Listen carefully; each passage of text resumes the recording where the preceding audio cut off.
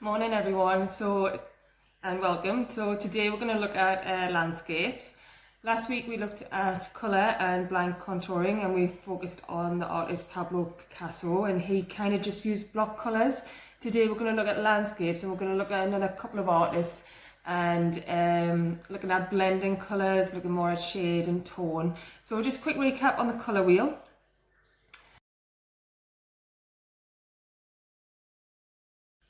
As you can see here, the colour wheel, you've got your reds, your yellows and your blues, and they are your primary colours.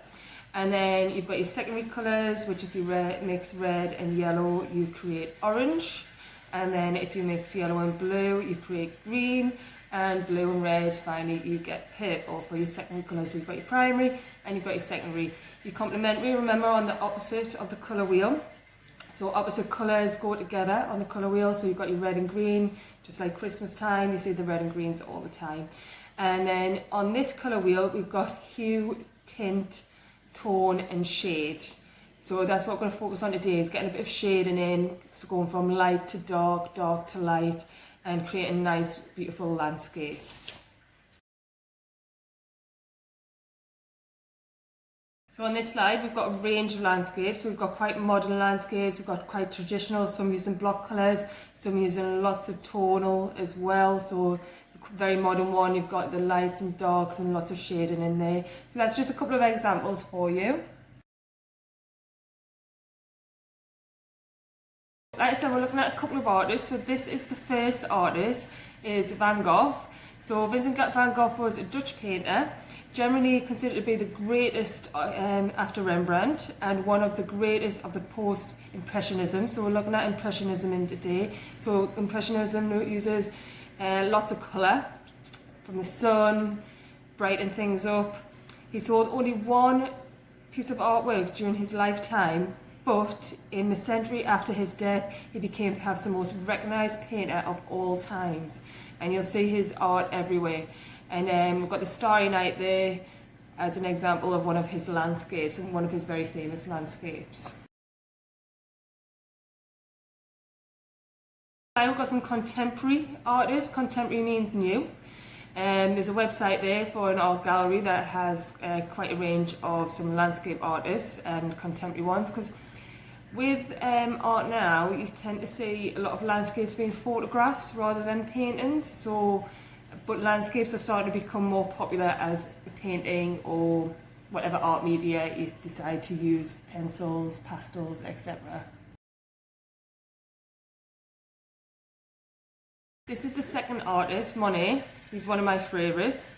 Claude Monet was a famous French painter whose work gave a name to the art movement Impressionism, which was concerned with capturing light and natural forms. So landscapes, natural light, bright colours, sometimes very dark colours, but you've got the shading coming in as well.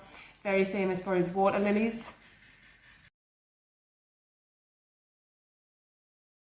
So this is today's task. So create a landscape in the style of Van Gogh or Monet. Both artists use Impressionism style, which is the effect of light and colour. Think about the colours you would like to use and how you would lay out your landscape. So how are you going to have some buildings, or is it just going to be green and flowers with a sky? Is it going to be hills? However you want to do it. And there's another little example for you, maybe you can do later on. You could use a stencil or masking tape to create that Monet effect with the bridge going across, and then using colours, and I'll show you how to do that later. But first, I would like you to produce a landscape using any colour media, pastels, pencils, paints, but you need to think about how you're going to lay it out first. You could take it from a picture off the internet or anything like that, but think about the colours, think about the lightness and the shade and the tone, which I'm going to go through now. On the rest of the PowerPoint, there are some printables, which I'll quickly show you. You don't have to use them, they're just there as an extra, but you can use them, so I'll quickly show you them now.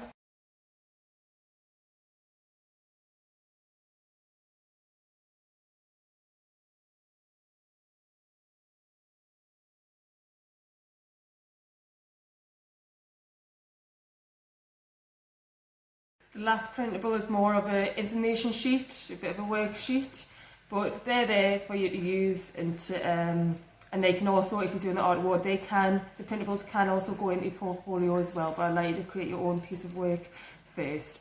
So let's get started. I'm going to lay out, I'm going to use a couple of different medias and show you a couple of different shading techniques as well, and then I'd love to see your amazing pieces of work. Right, so the art medias that I've got today, I've got pastels, I've got watercolours, and I've also got my coloured pencils as well. Before we start, I want to show you a couple of different shading techniques.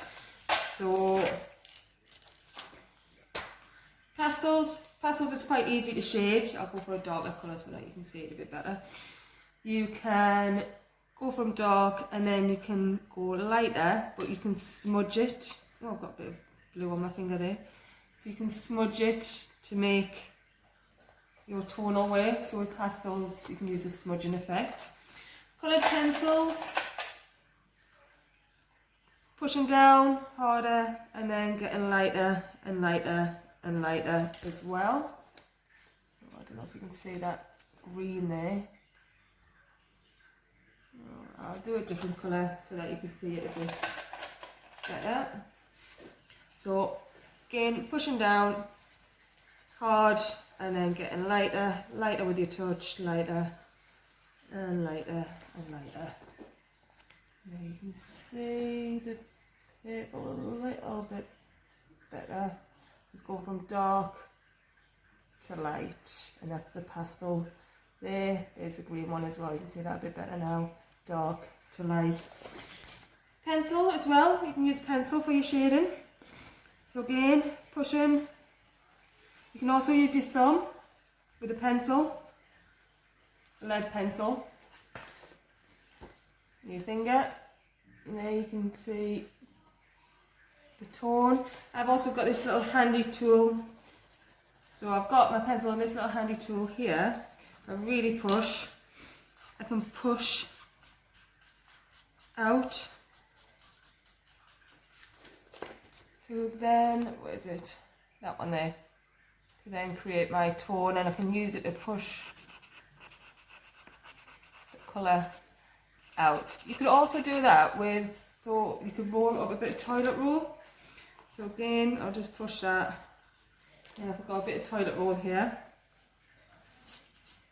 And then you can use the toilet roll to push out for the tone as well. So if you don't want to get your fingers dirty, you can use toilet roll as well.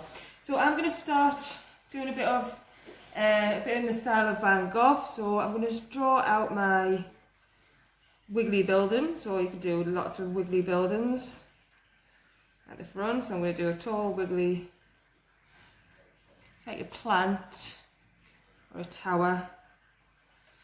And then I'm not going to do buildings because he's got buildings on the bottom. I'm going to do hills.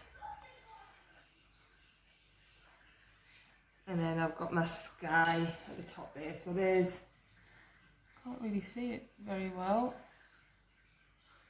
There we go. There's my building there. And then there's my hills over there. Obviously want to start adding colour. So I'm going to go quite dark. Actually no. I think I'll go for bright colours. I know Van Gogh's is dark, but I'm going to go the opposite. I'm going to go bright colours. So I'm going to make this wiggly building more of a greenery. So I'm going to use my pastels. And I'm just going down. I'm going to use a mixture of media so that you can see. And I'm just doing the outline of my object. Just snapped it there. Pushing too hard.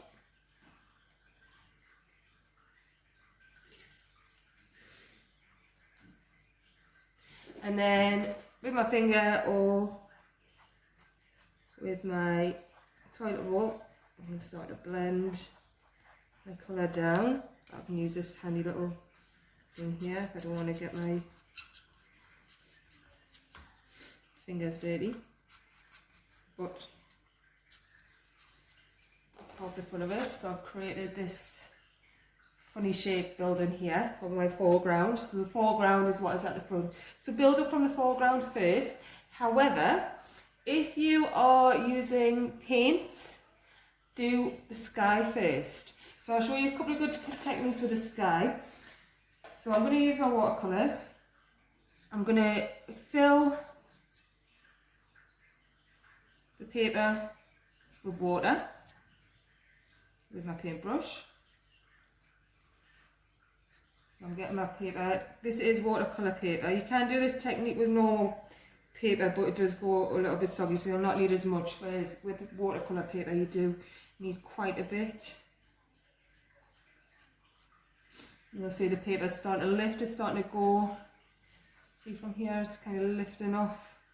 So that's full of water. And then what I can do for my sky, I can use my blue and just dab on the blue and go like this as well. And the water carries it a bit. We'll put a bit more water on my water. There we go, a bit. So I'm just dabbing on. Again, you can do this with normal paper, but with watercolour paper you can add a lot more water. It can take a lot more water. So I'm putting loads of water on now. I'm not using. There we go. And what I can do with the toilet roll or kitchen roll, dab off the water and kind of create a bit of a cloud effect. I'll come back a bit further forward. It's coming a bit, and create a bit of a cloud there. That's better angle. Cloud effect. Dabbing. So I'm going to let that dry a bit because I want to put some pastels on there, get a bit of texture on there as well. So you could do watercolours as a background, you could just use coloured pencils, that's absolutely fine. I'm going to use coloured pencils for my hills. So I'm going to use the darker green. And again, just using tones, so I'm going to go quite dark on the top. Because my hills are going to be dark on the top, so I'm pushing down really hard. And then I'm going to lighten up a bit. So I'm not pushing down hard anymore. Nice fast movement. Go to the shape of the hill as well. So I'm going up and around. And then I'm going to go dark again. So I'm using the same coloured pencil. I'm not changing the coloured pencil for a light green or a different shade of green. I'm going to go dark around here. Around there. And I'm just going to darken up a couple of little areas, but lighter, not pushing down too hard, and then lighten up over there. And I've created, there we go, that's a better angle. So I've got my dark tone coming down, and I've got my light, maybe a bit darker here, where it meets another hill, and then going around. Like that bit there, so I'm going to neaten that up. There we go. And maybe use a different coloured green for the next hill. So I'm going to use a lighter green, but again I'm going to go dark on the top, dark around, and then dark next to my weird shaped tree kind of tower thing, and then light. Dark again, so I'm just going a bit harder around the edge again, creating a bit of tone, a little bit dark there, but not as dark as the other areas. And they kind of look like two leaves coming together. So we've got one shade of green here, one shade of green here, and I'll go for another shade of green underneath. So got 3 different shades of one colour. Again, I'm going to go dark around the edge where it's meeting the other mountains.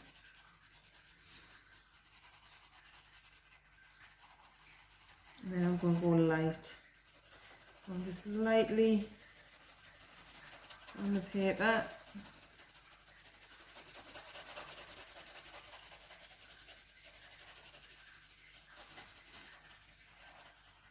and then dark around the edges.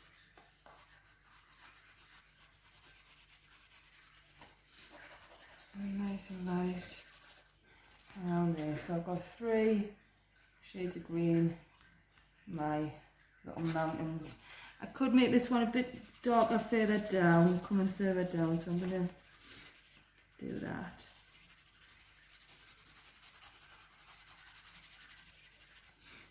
There we go, so I've got a bit more tonal work in there.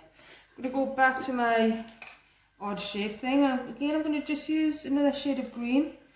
So I'm using lots of greens today. I didn't plan on using greens, so sometimes colours can just come to you, so I'm using lots of different tones of greens.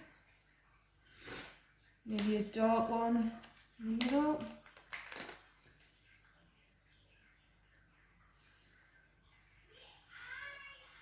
And I'm just kind of scribbling a little bit, sort of a scribbly effect.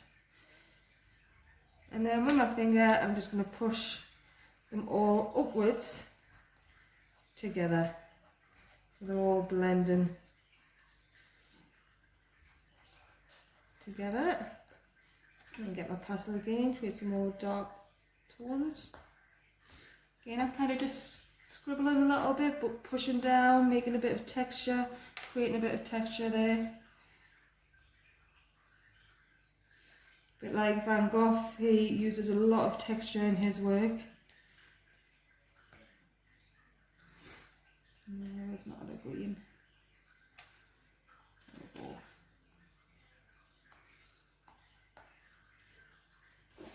So there we go, that's how it's looking so far. So I've got a really dark object at the front, and then I've got my hills at the back, and then I think I'm going to put, so I've got my sky, but it's a bit light, a bit too light. There. I want to make it a bit darker. So I'm going to use some yellows this time. So yellows, I think what I'll do is I'll put a bit of a sort of a sun shape here. My pastels, I'm just going to push that out. Clean your fingers, because I've got a bit of green on my finger, so my yellow is a bit greeny now, so a bit green on there, so wash your fingers if you are using your fingers. So I think what I'll do now, I'll use my pushing tool. Again, that's got green on, so cleaning your tools, very important, cleaning your paintbrushes.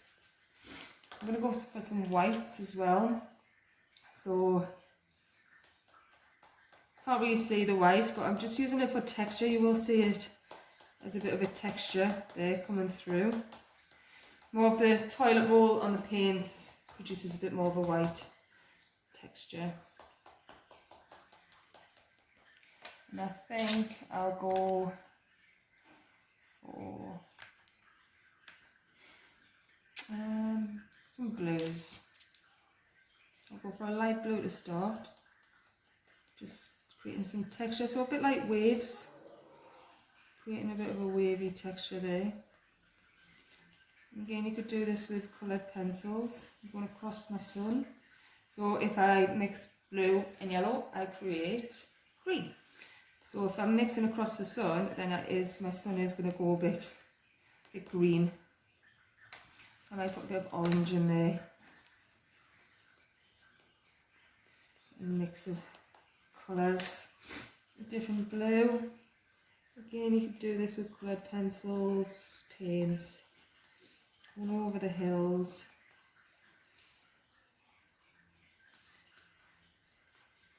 And with a clean finger, I'm just going to push that across.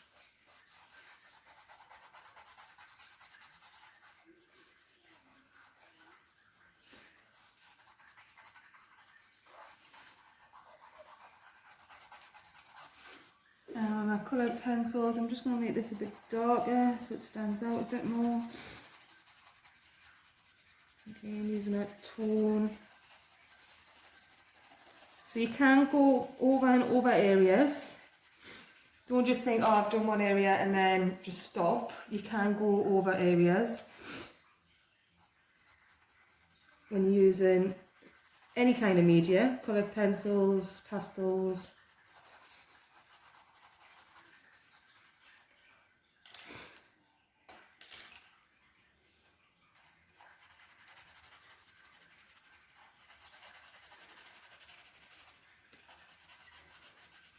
And sorry, it's in the top of my head quite a lot. And there we go. So there's my landscape. So I've got the sun, I've got a bit of a textured sky going across, I've got my mountains, well my hills, not really mountains, and then I've got my weird odd shaped thing here. I could even put a bit of black on there as well, just going around the edge, part of the edge, maybe the mountains, just a bit of a lighter, not pushing down too hard.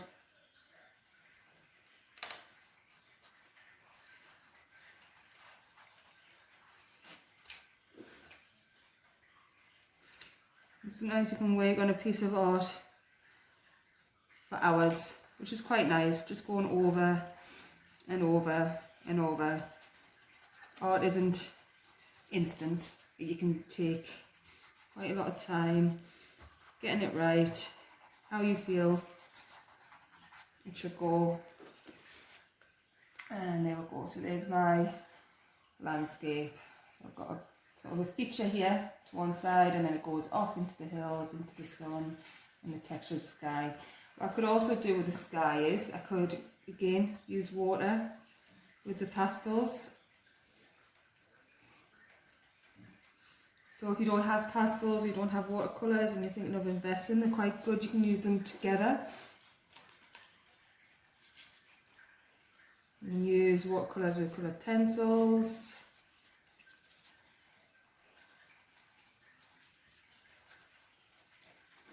You can always mix medias together. The sky's gone a bit dark now. I did say at the start I was going to do bright colours, sort of the fields and the mountains are the light, and a stormy sky. There we go. So that's one way. The other way I'm going to show you using a stencil. So for your task one, create any kind of landscape. You can do buildings, you can do fields, you can do a river, you can do a seaside scene, beaches, etc. Obviously we've got a lovely sunny day today, not so a nice rainy day. You could do a rainy scene, or you could do bright sunshine to kind of brighten up the day a bit, whatever you want. Nice landscape using lots of textures, lots of colours. Obviously I've used a few colours, but you can see I've used tone, and tone does make the difference. So I'm going from dark to light, dark around the edges, light in the middle. I've got my sun as my brightness, and then I've got my little dark feature over here. So I'm going to show you the other one using a stencil next. Right, so I've got two A4 sheets of paper. This is just a scrap piece of paper, it's got random writing on it. So I'm going to use this one as my stencil. So I'm going to put them together first, so they're on top of each other first so I can see the layout. I'm going to do it in Monet style this time, so I'm going to do the bridge over the river. Where's my pencil? There we go. So I'm going to draw my curved bridge. Have little slots. His slots are a lot thinner than mine. My slots have gone a bit thick. It's up to you. And now I'm going to cut that out.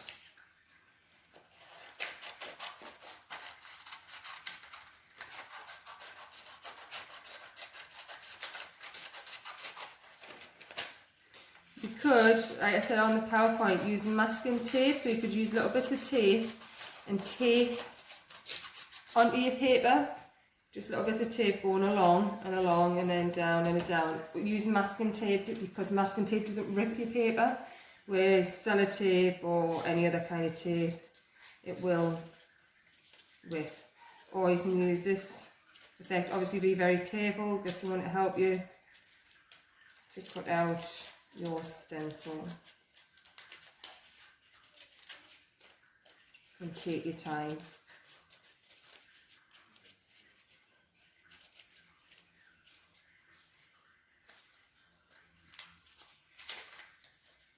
So I'm kind of using a little foldy technique, so I'll fold, snip, and then I can get my scissors through for my lats.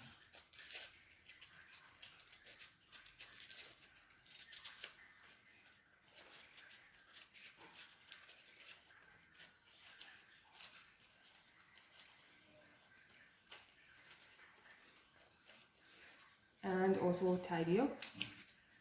So rubbish goes in the bin.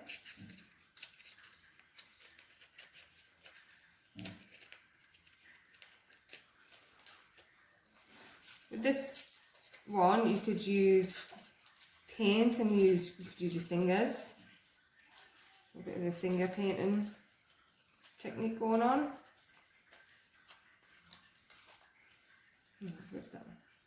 I've ripped that one, that's annoying.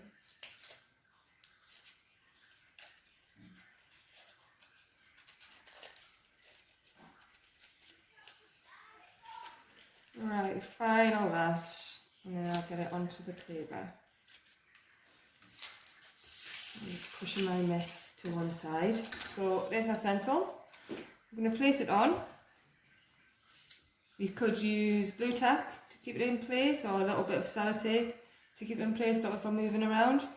And I think what I'll do is, I might do watercolours to start. So I'm good. This is just normal paper, this isn't watercolour paper, so you can again wet the paper, but not as much as the watercolour.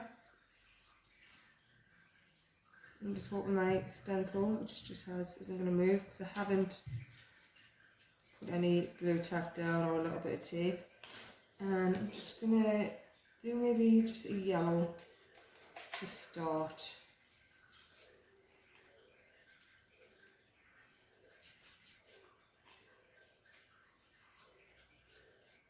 And over my stencil, this is just my background colour.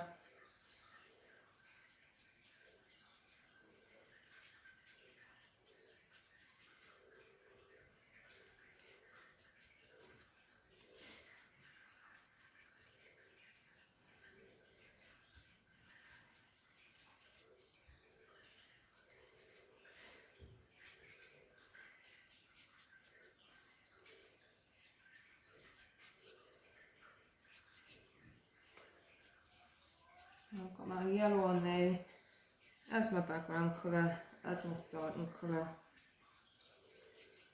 It's nice and bright. And it's just light, it's a nice light shade, light tone.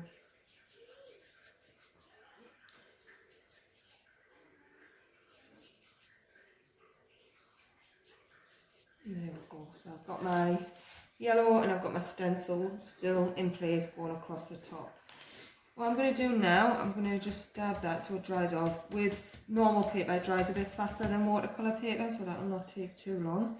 And I'm going to use pastels. I'm just going to dab like Monet, just a dabbing technique. You could use crayons for this. Pastels are a bit like crayons. I'm just going along to create a sort of a river feel. So I'm going away from myself, creating a river. So there's my river. I'm going to do a light green next. To get greens and rivers, greens of the moss, the plants. And again, I'm just going the same direction as my blue, just going along.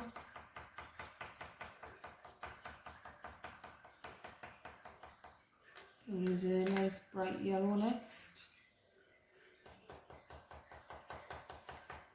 Oh, just snapped it. I'll do more with my pastels, snapping them.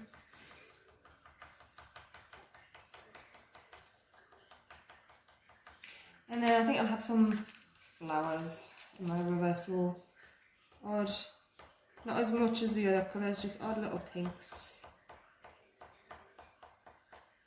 And some reds. Again, a bit like Monet. I think between the lats I might go for some purples. Monet likes purples, so again, I'll just purples in the sky. My stencil's moved a little bit. I'll just hold it down a bit better. It's a bit damp off the watercolours as well. Go for yellows in the sky above. Of course the sky will have some of the river in it because the river's flowing through. And just use any colours, nice bright colours. I want a brighter blue, that one's better. Baby blue. Again, because I've used colour wheel, yellow and blue, some of it's going a bit greeny, and that's fine.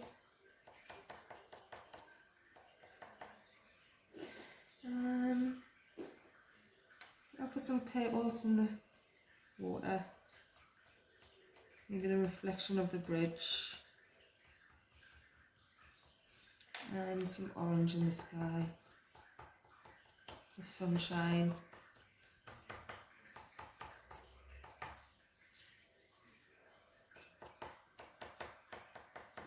And so that's how it's looking with the stencil on, and I can take my stencil away, and there we go. So we've got the bridge is the white going across, and all the bright colours, nice bright impressionist style landscape. So the bridge is there, and then we've got the river, nice bright sky on the top.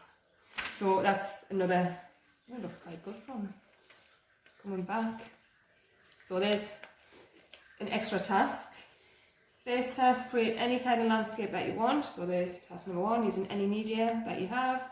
And then you can have a go at using a stencil to create a landscape as well.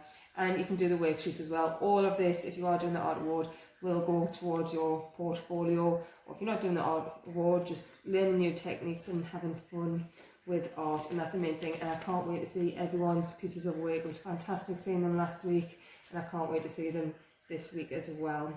So enjoy and have fun with your landscapes, and I'll see you next week. Bye.